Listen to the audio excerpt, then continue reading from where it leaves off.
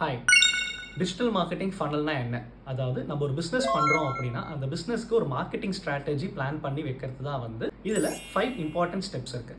First step எடுத்துக்கிட்டிங்க அப்படின்னா awareness, அதாவது மக்கள்கிட்ட நம்ம பிஸ்னஸ் பற்றி ஒரு விழிப்புணர்வு கொண்டு வர்றது. செகண்ட் ஸ்டெப் எடுத்துக்கிட்டிங்க அப்படின்னா கன்சிடரேஷன், அதாவது அதே மக்களை நம்ம பிஸ்னஸை பற்றி யோசிக்க வைக்கிறது கன்சிடரேஷன். தேர்ட் ஸ்டெப் எடுத்துக்கிட்டிங்க அப்படின்னா பர்ச்சேஸ், அதாவது அதே மக்களை நம்ம கிட்ட நம்மளோட ப்ராடக்ட் அண்ட் சர்வீசஸை வாங்க வைக்கிறது.